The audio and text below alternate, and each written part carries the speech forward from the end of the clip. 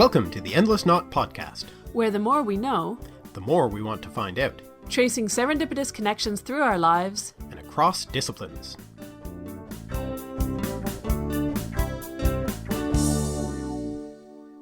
Hi, I'm Aven. And I'm Marcy. And today we're talking about accents with Valerie Fridland.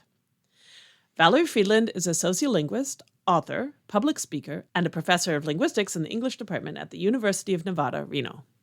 A two-time National Endowment for the Humanities Fellow and the recipient of the Linguistic Society of America's Linguistics, Language, and the Public Award, Valerie's work explores how social change, linguistic forces, and psychological tendencies reshape our language over time, impacting the way we think about and talk to one another. She writes a monthly blog on language-related topics for Psychology Today, is a regular guest writer for the popular Grammar Girl podcast, and has a lecture series, Language and Society, available with the great courses. We interviewed her 3 years ago when her first public linguistics book came out, like Literally Dude, Arguing for the Good in Bad English.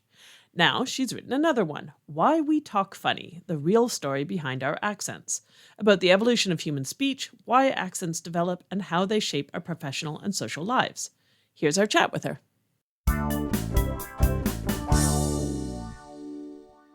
Well, welcome back, Valerie. It's great to have you. I'm so delighted to come back. Thank you for having me. You join a very small and select group of repeat guests on the show. This is very exciting. And it's not surprising because you write such excellent books. Oh, thank you. But I love being asked back. I figured that's the ultimate compliment. If you want me back, that's a good sign. It's been almost exactly 3 years. I was just checking back to see when we put out the episode before, when we talked to you about, like, Literally Dude. So 3 years, I feel like that's extremely productive personally. So you're back with a new book. I am. I know, boy, it's one of those things, and I think time, space, weirdness, but it felt like a long time and a short time at the same time. Yeah, I understand that. Same here, actually, for different reasons, but same here. So it was a quick write. This new book in the world of relative writing, but you still have to always slog through a book when you're writing it. There's always parts that are hard, but yes, it is done and it is out in the world, my second baby. So I'm happy I could share some of it with you. Excellent. So can you tell us about this new book then? Sure. It's called Why We Talk Funny, and it's all about everything you've ever wanted to know and wondered about accents. And my first book, I took sort of the cues from the questions that people always ask me. So when I was out giving talks, did people come and ask me about? What were the questions they had about language?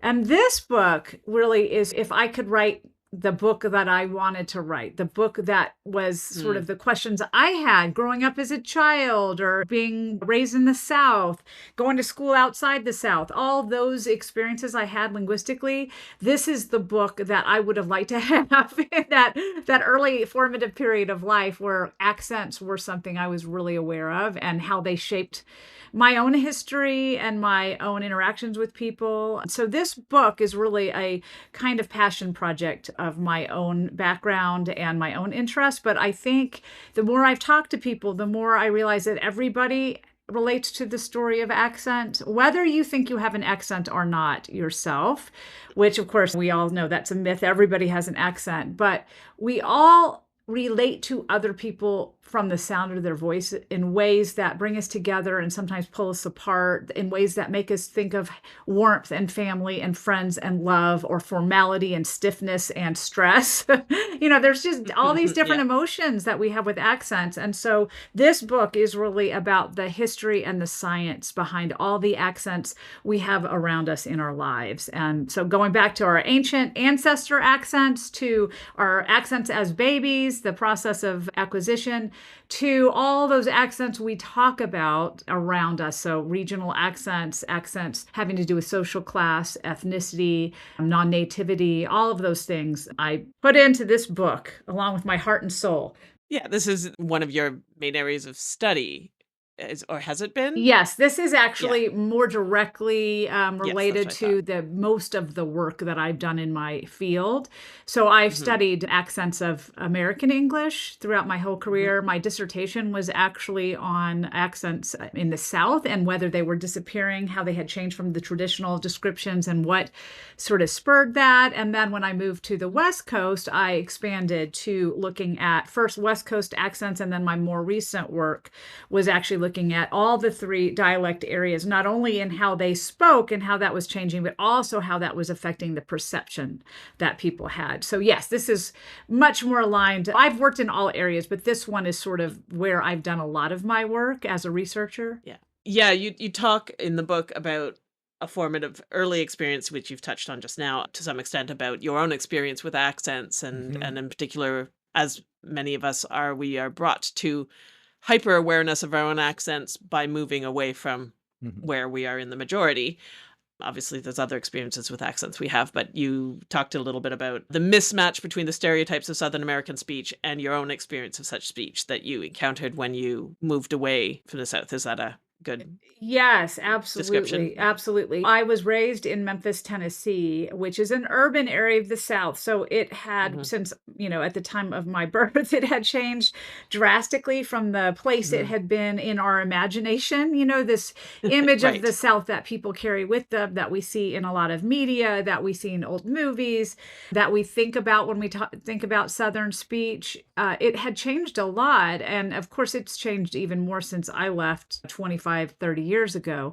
But even at the point where I was there had been a lot more industrialization. Air conditioning was frequent, which people laugh at maybe because you think of, okay, of course you have to have air conditioning in the South. But really, it was in the mid 20th century that air conditioning became widespread. So that altered the interactions people had, the kind of industries that could set up shop there. And that really spurred a lot of changes. So there was a lot of different forces at work after World War II in the South that kind of made it a different place than the place that we think about, made it sound different than the accent we think about.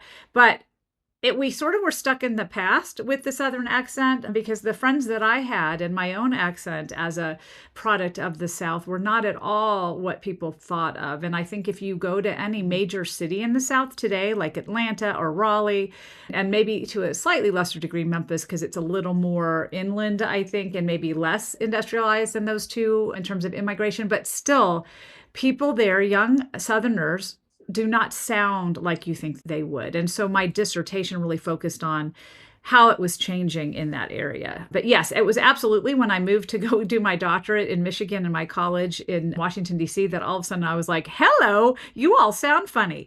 But actually, it was me that sounded funny because even though I didn't have a heavy Southern accent, I still said things differently than people there. And I sounded slightly different and in a way that people picked up on. And even before that, you mentioned that you grew up with a different accent than your parents, who spoke English with a French accent. Yes, and you'll appreciate this. My mother's actually French Canadian. Yes, we can go, and I'm actually a dual citizen, so whoop for Canadians. But yes, my mother's French Canadian, and my father was Belgian, and he did speak both Flemish and French, but his dominant language was French.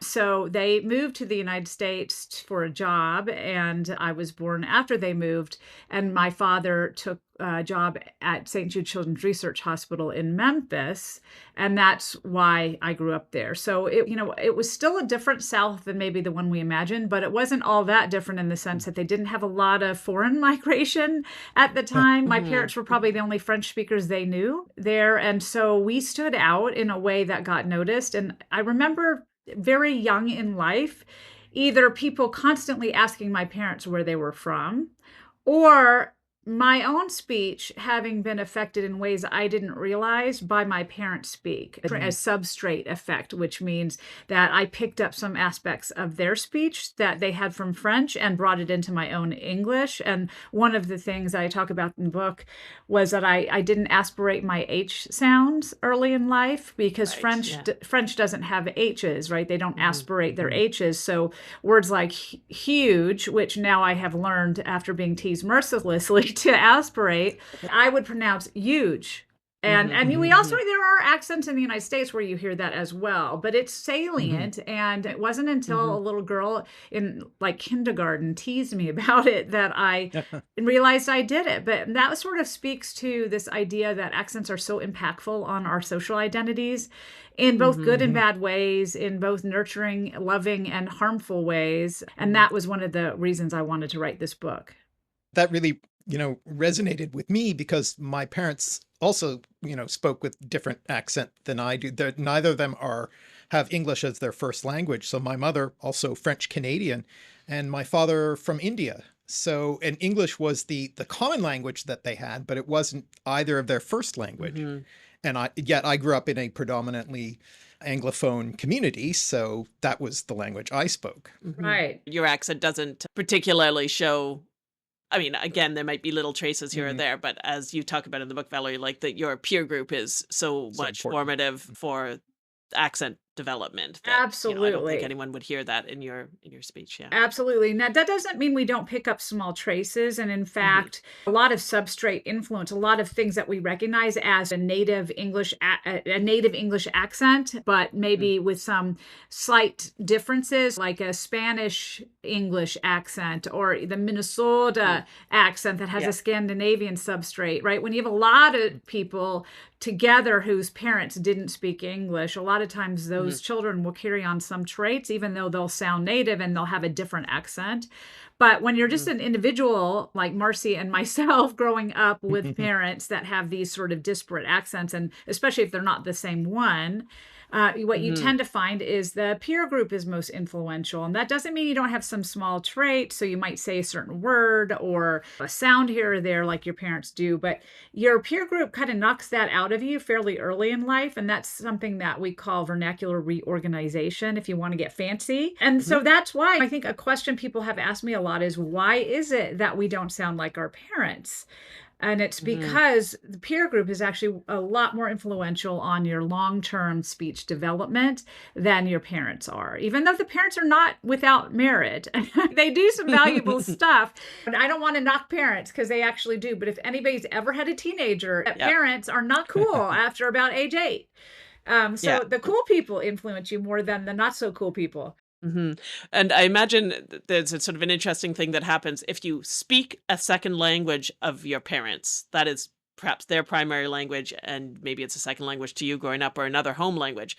There, I presume, I would just guess that you do pick up your parents' accent because you won't have the peers who speak it. That may have been phrased very confusingly, but I think if you learned Tamil from your dad, Marcy, you would have spoken his accent. You would not have learned the Canadian Tamil accent. You would have no other input other than theirs, but or not enough of one. Right, but there you actually might depend. That's a really complex issue, really, because it would depend on how dominant that language is in your speech. So if you're speaking it to other people other than your father, and it's more of a community-based accent, then you probably will model it more on some other people, not necessarily your father, whoever you're having a lot of interaction with and who you unconsciously admire. If it's only your dad, then it's probably going to be a pretty minor language in your background, and you will probably actually have some English Tamil accent because it's right. But yes, it's a really interesting question. It would depend. That one would really be situationally dependent on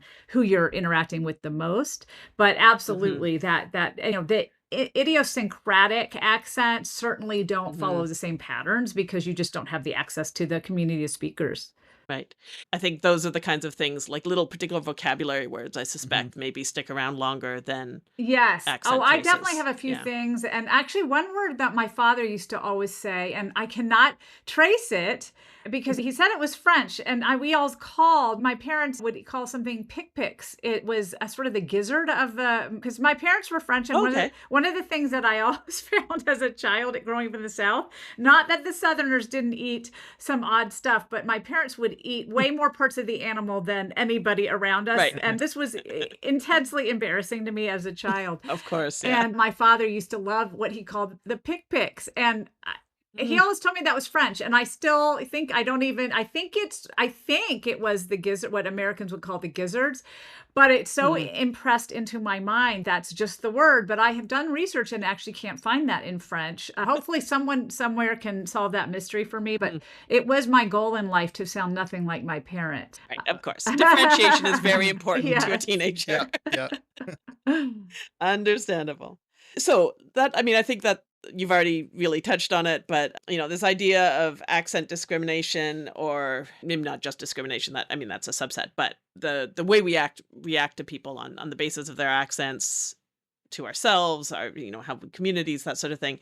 I feel like that's maybe one of the connections between this book and your previous book in a larger way. Like, so I was thinking about the themes, and I know that these aren't a series exactly, but it just made me think of your previous book when I was reading this one.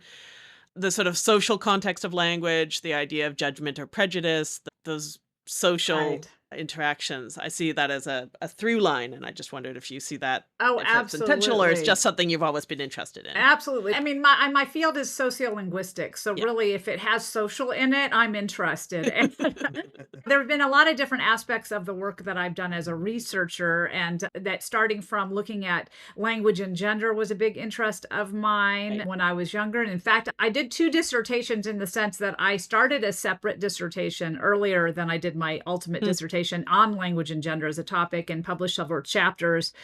And then I did more of the sociophonetics, like the sounds. So I had an interest in both, like the discourse level stuff, which is what my first book was about, and then also the sound-based stuff, which is what this book is about.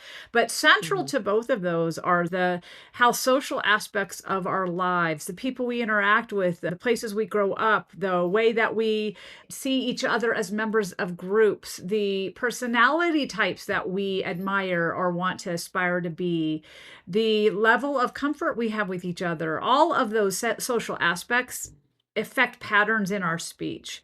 And that has always been my interest. And then because of the way that society's set up, and certain people have more power and authority in that society, their language then gets imbued with those senses of that they're not just socially lucky to be powerful and authoritative or dominant, they're actually somehow socially more deserving of it. And that gets bound up with their speech as well, that sort of this belief that instead of being socially lucky, they're socially deserving more than other people, right? This idea that somehow, because they inhabit more illustrious positions, that they must deserve it somehow, right? This is a belief we have socially, and that actually gets then attached to the different speech styles and accents that we have. And so that's a fundamental part of what sociolinguists look at, which is, how do these associations that we have with like lower status speakers somehow being lazy and uneducated and less competent, those kinds of things. If you ask, there's been some interesting studies done that if you tell someone a story about a person, a hypothetical story, and you tell them that person's lower class in one version or middle class in another version, and part of the story is that they lost their job, or they somehow ended up having bad luck at a job, then what we find is when you ask people why they lost their job, if you had described them as lower status, they say it was because they were intrinsically lazy or some personality quirk. When you say they're middle class, they're more likely to see it as bad luck. I'm really interested in how that affects our speech, and both how our social lives affect the way we talk, but also how our social lives affect the way we listen. And so that is the throughway in both of these books. Yeah, and of course, that kind of thinking leads to the faulty view that one type of language is somehow intrinsically better than another type of language, rather than it just being a reflection of, the status of the group that happens to speak one variety of English. Exactly. And first, I want to say, if you're hearing some strange moans from over here, it's the Great Dane, who is being very noisy in her comfortable sleeping. So just to clear that up, it's not me. But yes, what's really, I think, another thing I'm trying to talk about in this book is I'm looking at the science and history. So this is not a lecture. I'm not trying to tell you what you're doing right and what you're doing wrong in your worldview on language. What I'm trying to tell you is, look, let's understand where accents come from, how they developed, why we notice them, why they're important, what they do for us, the good, the bad, and the ugly, right? And why we feel the way we do about different accents. And then also, what mitigates it, what changes that view. If we look at sort of the history of how accents develop, we have 7,000 or so languages that exist today. There were probably a point in the past where we had up to 10,000 different languages, because languages are actually dying, not increasing in diversity at the moment right now. But if we presume that all these languages started from an original source language in Africa 150,000 years ago, maybe, some theories would say three languages. It's not necessarily everybody agrees there was one source language. Could have been a couple of times this happened. But the idea being that we started pretty much with one basic language or two basic languages that everybody spoke in a small area where humans were. And then as humans dispersed, that language went with them. Well, accents are basically the traces of how we disperse. They're the traces of how we lost touch with each other. They're the traces of how we recognized each other. Natural selection probably favored the development of accents, which happen because of natural propensities in our brains and our mouths that causes linguistic variation wherever language exists. And so this would have been selected by natural selection because it actually helped with human survival. If you could recognize someone who would help you in a time of need by the sound of their voice, by yelling for someone and having someone answer you in something that you recognize, that would be helpful. In the same way, it would be helpful if you didn't recognize it, that you thought, oh, maybe I should move along, right? Or not be here. So there's nothing wrong with the fact that we speak differently and we notice that. I think from an evolutionary perspective, it made a lot of sense. It was actually very useful to us. But that's not the same thing as disparaging people because of the way they sound. So I think what we want to get away from is this idea that it's not okay to notice that people have accents. But it's the difference between, oh, look, we have something about our experience that was different, but it's not a marker that everything in our experience is different or that our qualities as humans are different. And that's really some of the aspects I dive into in the book, is how is it then that those associations happen? And that's where it's really bound up with aspects of history that sort of happen by either quirks. I talk about the development of the American accent versus the British accent, and some of the differences developed because of the time frame of migration. A lot of changes that happened in British speech happened after some of the primary migration to the New World. And so the colonists in America didn't have certain features like R dropping in the ah instead of ah that the British later developed, but those did exist in Australian English because that was settled later. So that's sort of quirks of history. But others are quirks of socio-historical evidence of power struggles and of historical events that were catastrophic to some and beneficial to others. When we brought enslaved people to the New World, and that is the roots I follow in the book, the roots of the African American English development. And from the time of, 1619, when really the first enslaved people were brought to Jamestown, to modern African-American English, and how there were a number of pivotal events in the developmental period of the colonies to the modern era. Things like where most of the African Americans prior to the 20th century lived, which was in the rural South, and then the Great Migration of the 20th century, which brought 50% of the African American population of the United States to northern urban areas and caused a much more concentrated interaction and a valuing of this unique culture. And that really spurred a lot of what we think of as modern African American features. So there's a lot of different history and just evolutionary development that we see in different ways, depending on whether we have the perspective of history or the perspective of one moment that we're living in. And what I'm trying to fill in the book is that past history. Yeah, these are contingent things. They don't happen for no reason, but they also don't happen for, we often the reasons we think. Assign, yeah, we tried to assign, as it were, like narrative coherence to language change. So there's a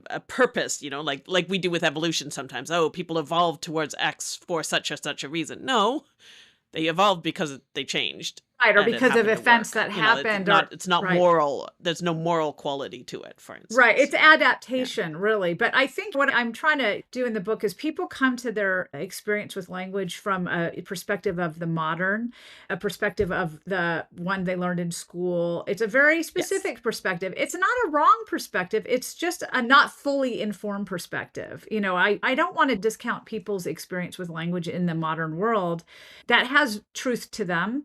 But I also think what we forget is that's not the whole story. And sometimes when you find out the whole story, it reshapes your perspective of the modern. And that's the goal of this book. Now, one of the things that you address, early on are the different but related concepts of accent and dialect. Could you talk a little bit about that? Sure. I think a lot of people think they're the same thing and use them fairly interchangeably, but dialect is a broader term for a variety of a language that differs from another variety or another dialect on a number of levels. So that can include pronunciation, but it also includes things like having vocabulary differences. So, for example, when I walk into a restaurant and I want a Sprite, I'll order a Coke because I'm from Memphis.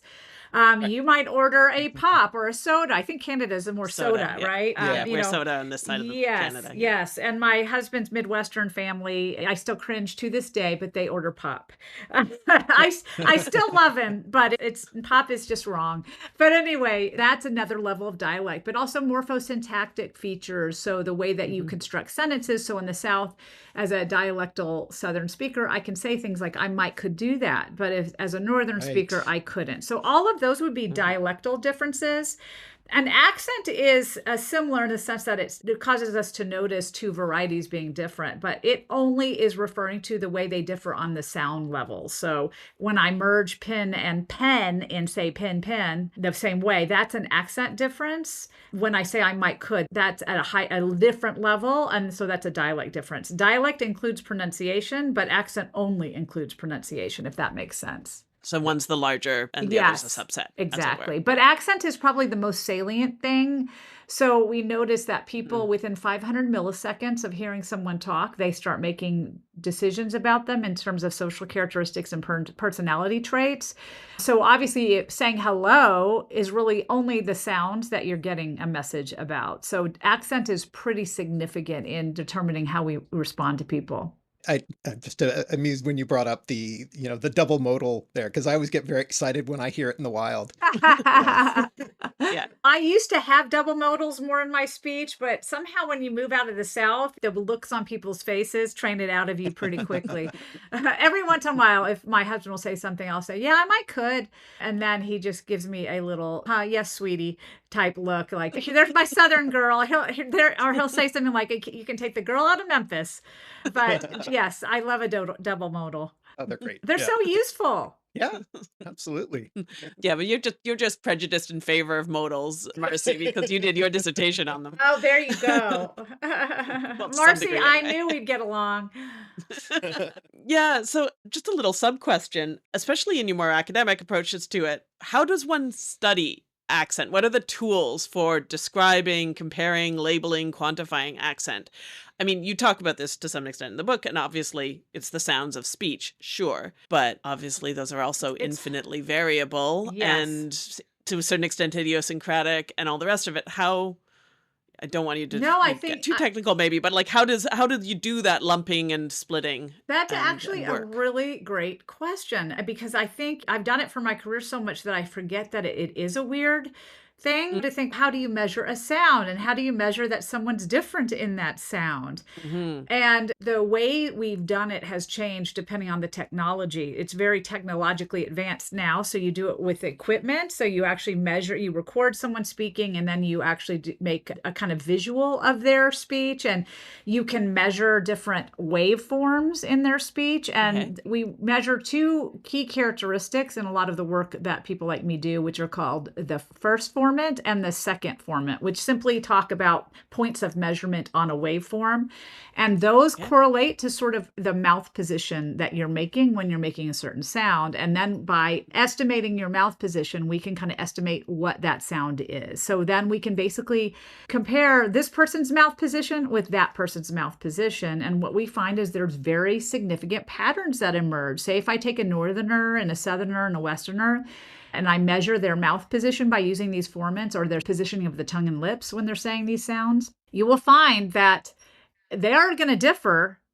But if I measure them against someone else from the same area, they'll be much closer. So I can actually put a dot on a chart, a vowel chart, and you can actually see visually who's patterning together in the where they put their sounds and who's separate. And it really is cool when you get 100 northerners, 100 westerners, and 100 southerners, and then you plot them. So you put dots where each of them are pronouncing their sounds, and you'll see, oh, look there, all the northerners are hanging out. And look there, all the southerners are hanging out. And nope, they're the westerners. So you may not even hear if you were talking to them, oh, this is definitely a southerner, northerner, or westerner. But when you look at their pictures, you're like, holy crap, they really do pattern together. So it's right now, it's very technical. You basically record them, you do an acoustic measurement technique to get sort of a point that you can plot that tells you, oh, this person has a more front pronunciation. So it would be more E versus eh, that kind of thing. But back in the day, before they had computational techniques like that, you would actually have trained people like me that would code vowels for high position, low position, or mid position in the mouth. So a lot of vowels are made by where the tongue is placed in the mouth. And so you can actually, if you get trained, hear it. You can hear they have a higher tongue, a middle tongue, or a lower tongue, or a backer tongue. Okay. And they would code, oh, here are 5 different variants that people can make of this vowel. And that's a high one, that's a low one, that's a back one, that's a mid one. So people would just code auditorily, but people don't really do that anymore. It's all done on computer programming now. The lost arts. I know. Back in the day, when I first started, that was just for, this is how it's fairly recent, these instrumental techniques. And I did learn the instrumental techniques, but they did make us do impressionistic coding as well, because it was still something people did, and you would read studies that had been done that way, so you needed to understand it. But I doubt that they ever teach that anymore, because it's just a bygone era. Well, and much more labor intensive, obviously. I imagine there were an awful lot of grad students who spent an awful lot of time doing that. Oh my gosh, so labor years. intensive. Oh my gosh, so bad. But you know what's interesting is we still do see some work in that way. So there are certain things that you can hear. The type of measurements I'm talking about, a non-linguist wouldn't be able to do. But there's actually been some studies that looked, for example, at how the vowel in Iraq and Iran are pronounced. And so that would vary between Iraq and Iraq. And anybody can hear that difference. Right. Or Iraq. Yes. So that would be coding on 2 levels. So that you could hear, and people could still impressionistically code that and get some useful information. And in fact, they did in congressional hearings in 2007, they coded that. And they found that the pronunciation coded as either a or ah, so Iraq or Iraq. And they also looked at the first vowel as well. They saw that it correlated with Congress members' political persuasion. So you can still do useful stuff in an impressionistic way, but typically that's not how it's done. Right. There's sort of like the more, this isn't a word, but I'm going to say it anyway, the more shibbolethy the difference. I love that. I love the way you use that word. The more salient it's going to be to a sort of non-technical audience, right? So the reason I hear Iraq as a thing is because it became, maybe only among nerds, but still it became a talking point that the Bush-led, group of Republicans went to people Iraq, who identify who are pro-war went to Iraq, and people who were anti-war were against the Iraq war. Absolutely, absolutely. And that was a salient enough point because it became an in-group, out-group thing that, a non-professional could notice it. Right. And you can even do a slightly more subtle one so that someone who's familiar with that variation could code it, but someone who isn't probably might respond to it unconsciously but wouldn't recognize it. When I'm thinking of a T drop, when you drop T, so like if someone says got or what, where Right, you're with a not. glottal stop instead of a Yes, T. yeah. Yeah. So that's something that actually you could code without instrumental measures. In fact, that kind of thing is harder to measure instrumentally. And so most people probably wouldn't think about it, but they've noticed it at some level. They have noticed people saying what instead of what. And so it's still codable, even if it's not salient, but absolutely the more shibbolethy ones, to use your word, which is a great word, something I talk about in the book, that would be easily accessible for people that are not linguists to measure.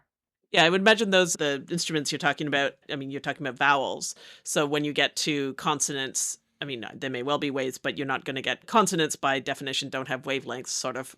Right. Now you sort of do, you the point. can, I mean, yeah, they do sort of, exactly. but Yeah. yeah, They're yeah, harder. yeah, They're harder. Now, I mean, so vowels were really the first thing that got instrumentally measured, but now there are some good techniques to measure consonants because you actually can see often the way they affect the waveform of the vowel is the way that you measure it, or with fricatives. So S yes, of or course. sh, you get a lot of high frequency noise. So you actually can see it looks like white noise and where that noise is. So where that band of noise happens, whether it's high or low on the image, actually tells you which sound it is. So there are actually ways to do it now. But yes, it's a little trickier for sure. No, that's really cool. Thank you. That was something I was curious about. I mean, I'm used to the labeling from the other side, like you can put it in IPA when you're describing it. Yes. So yes, there's ways of describing the phonology, and we just spoke to Danny Bate Yes. about the alphabet book. Just was Yes, our yes. most recent interview before this, and so we were talking about the phonology and talking. he had a fun line about how, because he used IPA in his book and he decided he was going to do that because talking about the changes in the sound of each letter of the alphabet over time was just, he couldn't figure out a better way to do it that wasn't as complicated as anything else. And that was fine and it worked great. And then he started to read the audiobook and suddenly that wasn't a problem.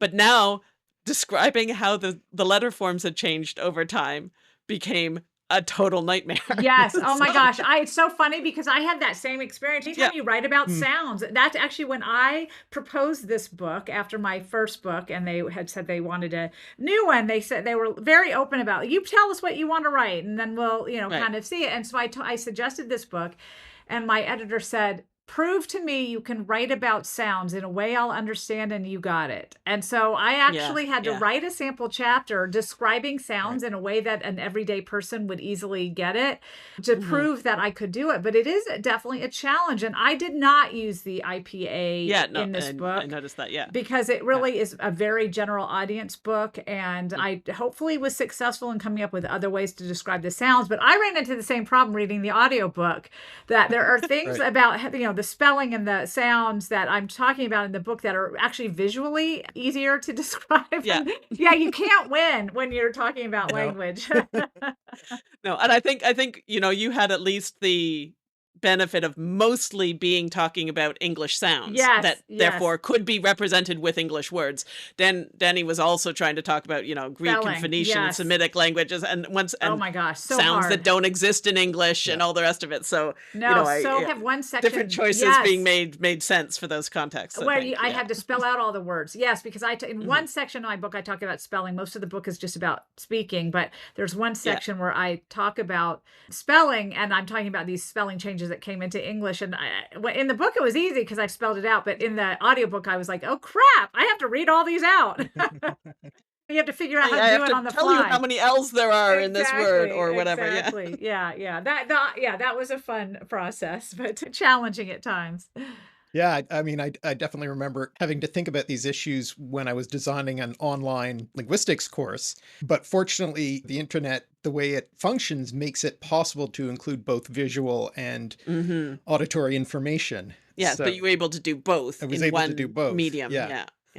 I know that would be, I think that will be our future, right? When everybody's walking around with their Google glasses and reading on their things, and then you say, play me that sound, and it will come into existence. But yes, for now, we're not quite there. One of the interesting things about the audiobook is I only read a couple of chapters. I actually don't really enjoy reading my own books. I'm a writer. I'm not a reader, I think I do to read, but I feel like I do a better job of writing than I do of reading it aloud. I also think it make sense in a book about accents to have the people with the accents read the chapters about themselves. And so I was Right. very Yes. fortunate that we got to do this. So every chapter that it makes sense to have an accented reader read, you hear the accent. So that helps bring it to life in a way that I'm really happy with, because you get to experience the reader reading in an accented voice. So I'm really excited about that.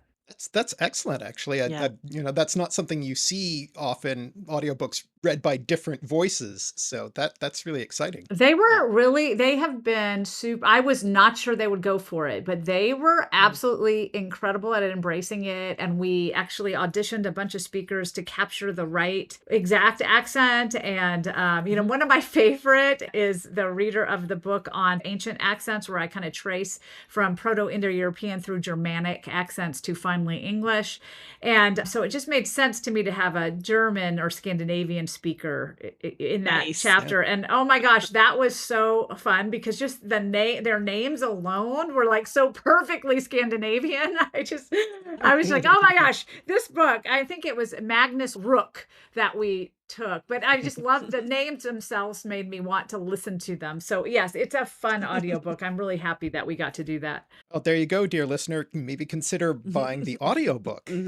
That makes it sound very appealing. Yeah. Because yes, we've Hopefully, only yes. read the print book, Which was sadly. hopefully also enjoyable, and imagine absolutely. the voices. You can imagine the voices, but if you need the visual, then that's probably or the audio.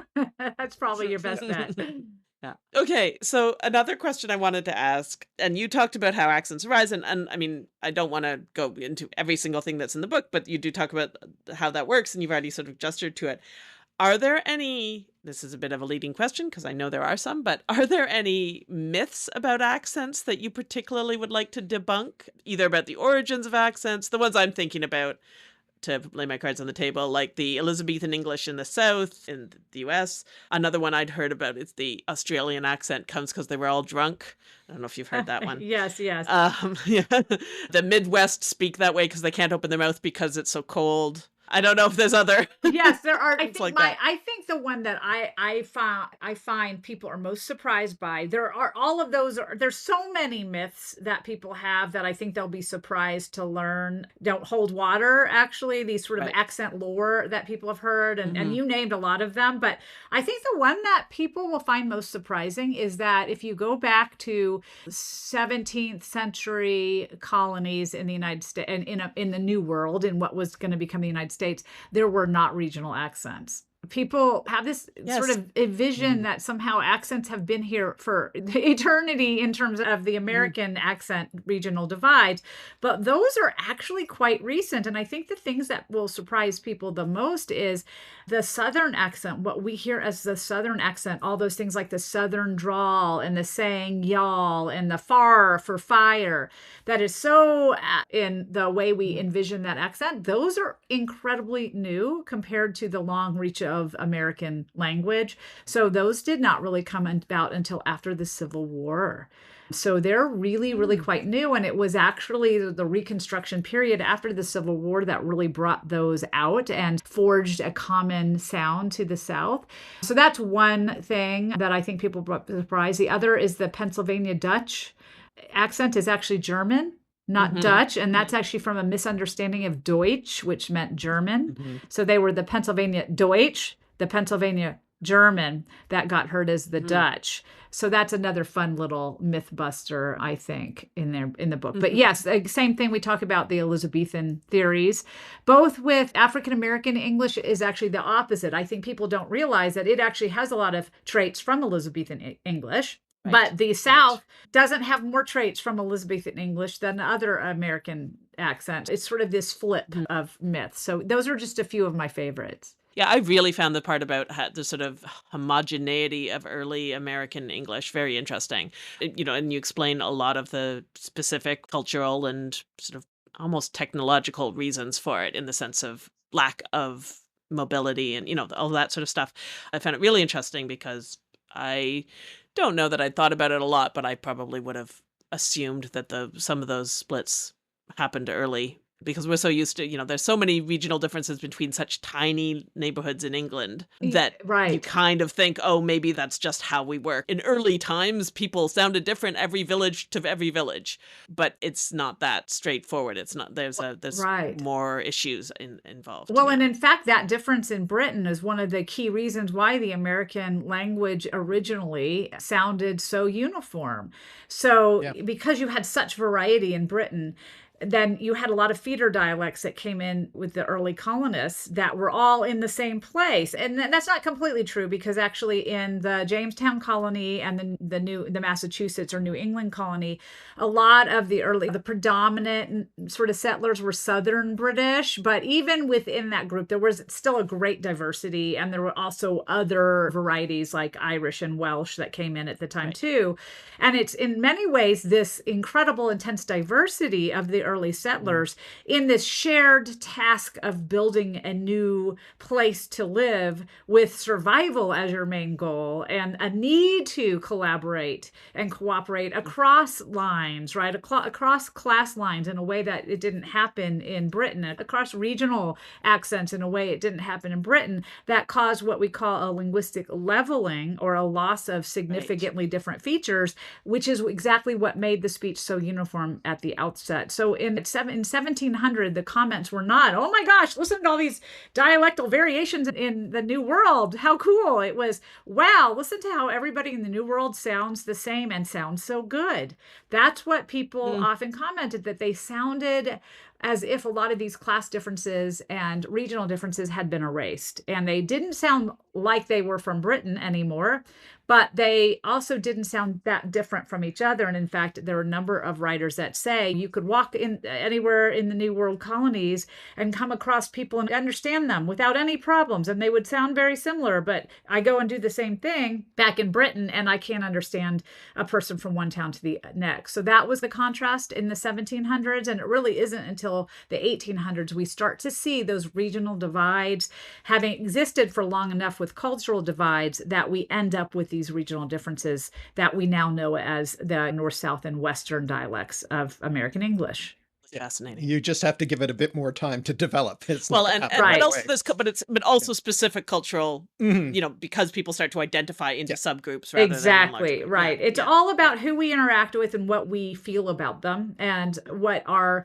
goals and our practices are. And when those are more similar, then we speak more similarly. When those are more different, then we speak differently. And then we also start disliking the people that sound different. And that's how accent it's a divides. feedback loop. How those divides grow. Absolutely. Would you say that the linguistic leveling like that is obviously not the same, but a similar process to the creolization or the pidginification of a language, in the sense that when you have multiple languages, you do things like simplify and drop certain kinds of grammatical forms and vocabulary so that you can all understand each other?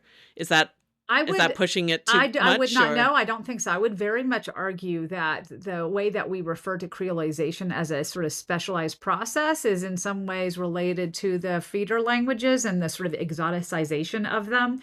Right. In a way that in all these different cases, what's really happened is either in that case, different languages come in contact. In the American English case, it was different dialects coming in contact, but the sort of leveling of highly differentiated features and also the keeping of highly frequent features that some dialects might not have had at all and others had but used frequently, that process works very similarly. And some have argued that actually with the Norman invasion, there essentially was a creolization of English from the contact between English and French. That's sort of what I was thinking of to some extent. Yeah, that's something that happened. It's happened multiple times in English, really. You can say the Norman, but also before that, right? There's a bit of a creolization with Norse and and Old English, absolutely. Yeah.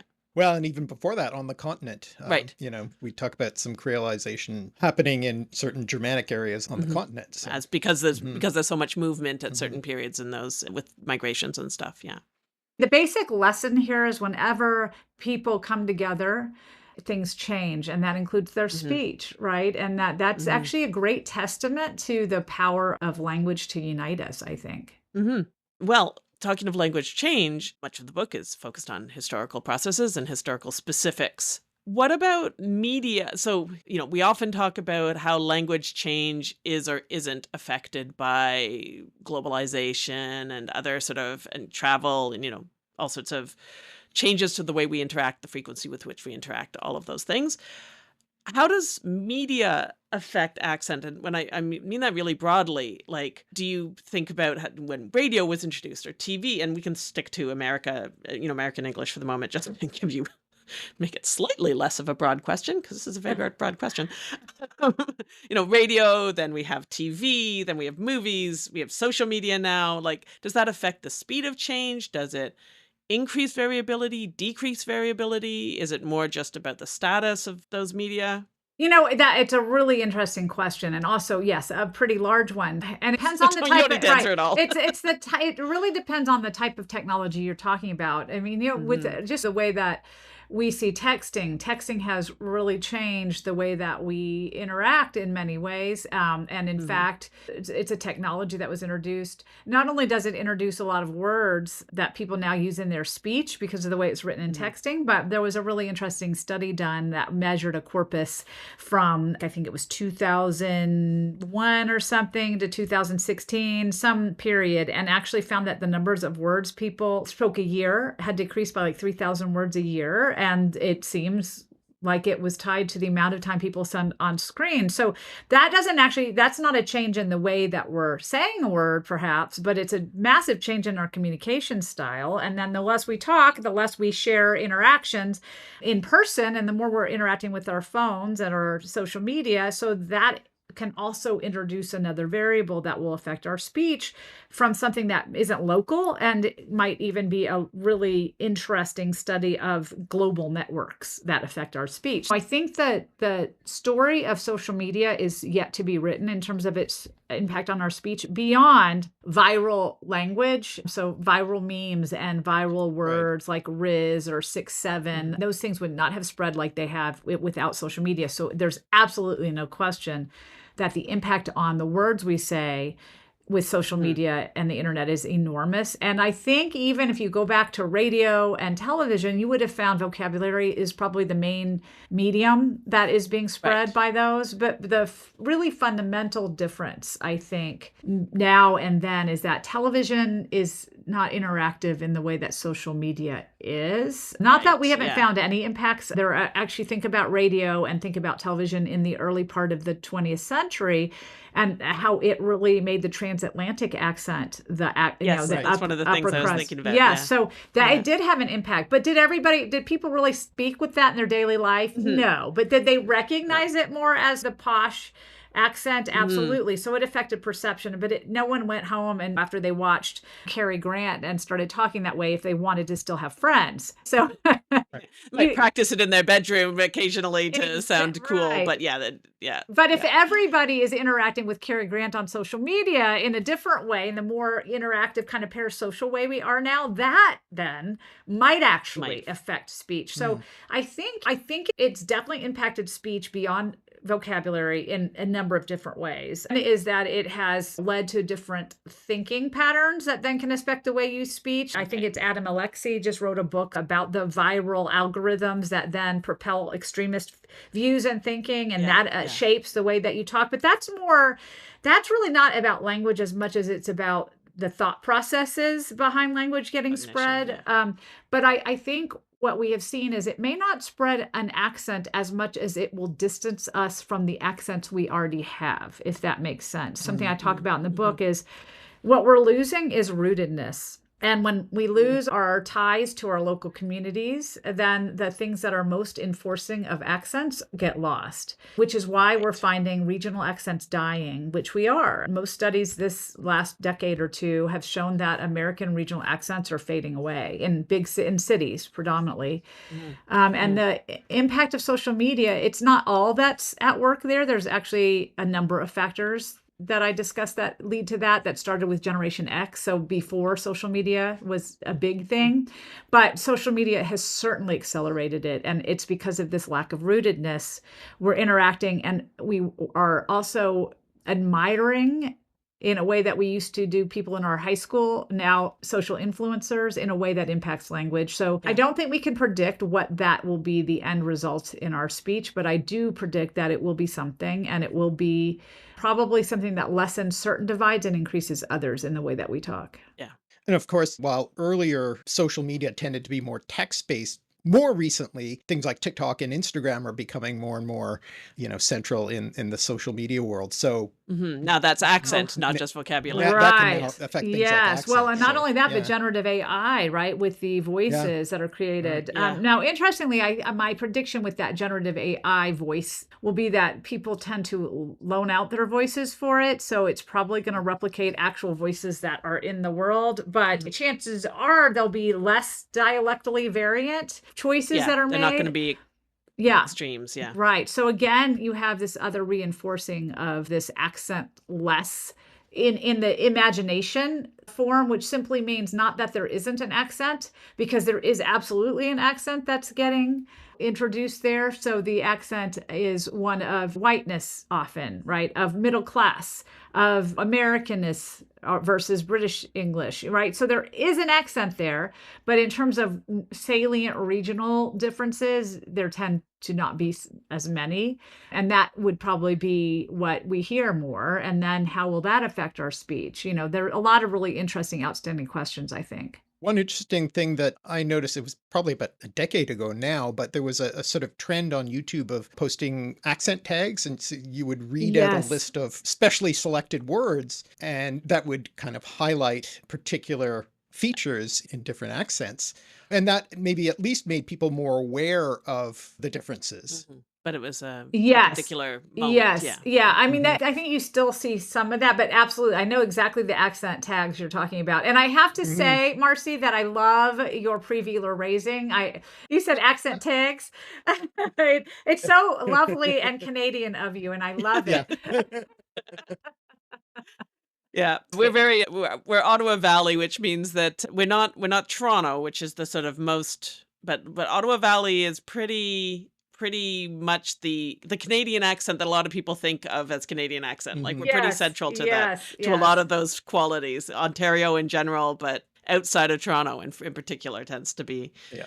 So we're gonna fall into those. I love it. On that note of regional accent variability potentially decreasing, and obviously you've basically spoken to this to some extent already, but like accent as a subgroup marker, and that's a lot of what you're talking about, in-group, out-group marker, but as a subgroup rather than geographic. So the one that I think is probably the most obvious one is like the gay accent, right? That's a particular, that's not while there must be Right, geographic right. distinctions too, it's nonetheless a sort of intentionally differentiating accent that is about a subgroup within Right.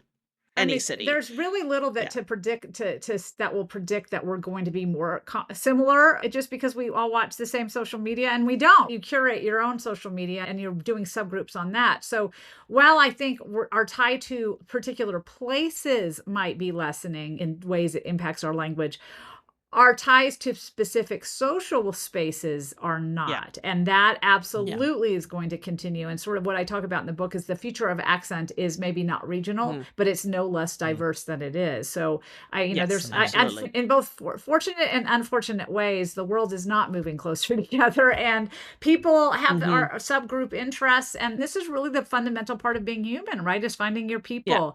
And part of finding your people is talking like your people. In fact, it's a fundamental part of our nature of speech accommodation that we find at really fascinating levels, that when we're talking to someone, especially someone we want to have a good interaction with and we like and we admire or have some tie to, we actually move our speech closer to theirs. So when you have a ton of people doing this, right, you start sounding more and more alike. So there's absolutely no reason to believe that accents are dying. It's just certain accents are dying. Right. Yeah, we aren't becoming homogenous. That's not what's happening. It's just the lines that people are drawing consciously or unconsciously might be different. Right. Because, yeah, the gay accent, there's also a lot of people have been talking recently online about, I'm shamefully addicted to TikTok, and I just have to put that out there. I'm very not proud of it. But people talk about the influencer accent, for Yes. instance. There's a specific accent, that a group of sort of social media influencers, TikTok influencers have. And again, it's not like the gay accent. There were many gay accents, but I think we know what I'm talking about. But it's a sort of semi-conscious thing that is, there is an explicit and deliberate effort Right. to meld or to sound like the other influencers or to the other people in your community, but also it comes about because of you want a high variation in your pitch and you want an excited tone and you have to sound cool so that people listen, and so there's certain I think they're right. That's a very performative effects accent. So that one is, I think in many ways we could make the sort of influencer accent have a little more in common with work-related jargon, work-related accents, because that really is a very performative accent. I would argue the accent, the gay accent that you're talking about, even though actually it's been pretty hard to measure. So there are studies that have been done to see, well, what are the traits of that? And that's probably because there's not one uniform situation. And it's a hard, in many ways it's hard to measure, but studies have been done. I would argue that's maybe a little more of a subconscious, naturally occurring accent. No. So the influencer accent is absolutely recognizable, but it's very much tied to this performance of persona on a channel. But absolutely, I think the other thing is politics. You can probably read someone's post and just by the way they're using language tell what group they belong to in terms of their liberalism or conservatism. And you also can probably hear sometimes people with certain accents and get that same feeling. There's been some work on that as well. I think there's a lot of different ways that accents come out and reveal things about us socially. Yeah. No, I think the influence, absolutely, it's a deliberate, conscious thing at the moment, but a lot of people are hearing it. So while they're not necessarily just like the Mid-Atlantic accent, that doesn't mean they're going to come home and suddenly start talking like that. There is going to be an effect if you are hearing that accent over and over again from a bunch of different people who are, the title suggests, influential in your life.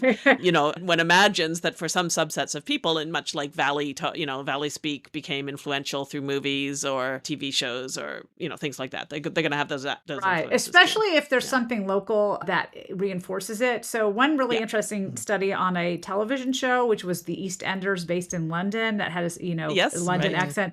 There was actually a study on speech in Glasgow and how that had an influence on people that said they watched that show a lot. But most of the stuff that really seemed to reinforce were things that were already prevalent at some level in Glaswegian English, but it made it more pronounced in speakers that also watched that show. And there's really interesting between local groups and groups we would find attractive on social media, probably, that would reinforce each other in interesting ways that make our accents something that are not a dying breed. I don't think we have to cry about the decline of accent, but I don't know that it's true that we're going to have as many, and just sort of, when region is less of an important thing, but that doesn't mean we won't have important ones. And, it's not a particular focus in your book. Obviously you're focusing mostly on American English, but I wonder if, what thoughts you have about Canadian accent and how Canadian accents are perceived in the US. Because one of the things that sort of occurred to me is the sort of prevalence and success of Canadians as news anchors, the sort of most famous example being Peter Jennings. And, how do you think Americans perceive the Canadian accent? I think most Americans think it's very charming. Americans love the Canadian accent. And I think there are a lot of stereotypes about Canadians that also are caught up with their accent, about niceness and all this stuff. But if you look at studies, it's really interesting, the Canadian accent. And I'm not meaning any offense by this to anybody who is upset about the fact that they might be moving more towards the US accent. But the studies have suggested that Canadian pronunciation is getting more similar in some cases to the US accent, but I don't think that divide is going to die anytime soon. So we'll still hear things that remind us. But I think part of it is it's accent that is a place we like. So Americans tend, I don't want to say Americans because I know Canadians are Americans too. No, it's okay. That's one of those things people say online. Oh, it's out, and they're never Canadians who say that. Canadians never call themselves Okay, well, Americans. as long as It's one of those talking points that people always have. The whole continent Right. outside of the Okay. U.S. No And I'm one's like, no, gonna get mad at no me. Canadian will Okay, ever okay. call the Canadians Canadians American. won't get mad at you. Yeah. British people will British get people mad at you Get weird about it. for some reason, but No. For us, American means people in the United States of America. Right, You're right. good. So I think part of that is its accent it has some status. It's not an accent that we have overtly negative past history with. And so for all those, and it's our friendly neighbor, right? Right. There's not really a lot of bad mojo with the Canadian accent, and sort of it's a charmingly distinct yet non-threatening accent, I think, is one of the reasons why newscasters have been popular with it, because it's, there's no sort of bad experience, no bad anecdotes or stereotypes about it. And that's why it's been pretty popular. do you think it's useful that it's not tied to any particular region in the US and therefore it's kind of, neutral to everyone? I'm not sure how much that plays a part in it, so much as I think it's more that when someone with a Canadian accent is successful, that accent doesn't stand in their way in the way that other people might become successful with that accent. So I think it's not so much that we're seeking out Canadians for their accent as much as Canadians become successful and their accent doesn't hold them back. Right. It's not enough of a marker to be a bar or to affect people's judgment of them. Right. particularly. Exactly. Yeah, I think that matches with our perception too. I mean, there's lots of studies about Canadian raising and changes in movement. My understanding is there's a bit of a movement in the northern states, a bit of movement towards some Canadian aspects, and in Canada, some movement towards American. That was broadly speaking, like there's a little bit of accommodation maybe going on Right. between And especially in areas that are areas. close to the borders. Yes, absolutely. which That makes, of is course, very sense. typical. But as long as we keep saying pasta, I think. Exactly. It's We're it's always funny gonna you should stand say out. that, because my mother used to say that when I was little, and it drove Right. me Yeah. drove me batty. Now And then. nachos. That also gets Yes. people going. Yeah. Stick shibboleth for sure. Yeah, it really does. exactly. Yeah. This has been fascinating, but I know that you have other calls on your time and we don't want to keep you too long. But what a really fascinating and interesting book. I thought I knew a fair amount about some developments and accents, and I learned a ton of much more specific stuff that was really, really interesting. So thank you. Oh, I'm so Yes. glad to It's hear that. It's a great book. Yeah, it really is. And as you all now know, listeners, it is available in both written and audio form, and it might well be worth getting both. Hey, I'm all for that. Yeah, there you go. Perfect solution. Yeah, listen Yes, while you read, it'll exactly. be perfect. Well, thank you so much. And It's been so much fun. 3 years from now, Yeah, I look well, forward to the next The one. next book, that's right. Oh my gosh, I'm not ready to think about that. Yes, but yes, I'll be on. I promise, if there's another book, I'll be back here. But thank you so much for having All me right, on it's a again. It date. was a great conversation. A great pleasure. Thanks. For more information on this podcast, check out our website, www.alliterative.net, where you can find links to the videos, blog posts, sources, and credits, and all our contact info. And please check out our Patreon, where you can pledge to support this show and our video project. You can go directly to the videos at youtube.com/alliterative. Our email is on the website, but the easiest way to get in touch with us is Twitter. I'm at Avensarah, AVENSARAH. And I'm at alliterative. To keep up with the podcast, subscribe on your favorite podcast app or to the feed on the website. And if you've enjoyed it, consider leaving us a review on Apple Podcasts or wherever you listen. It helps us a lot. We'll be back soon with more musings about the connections around us. Thanks for listening. Bye!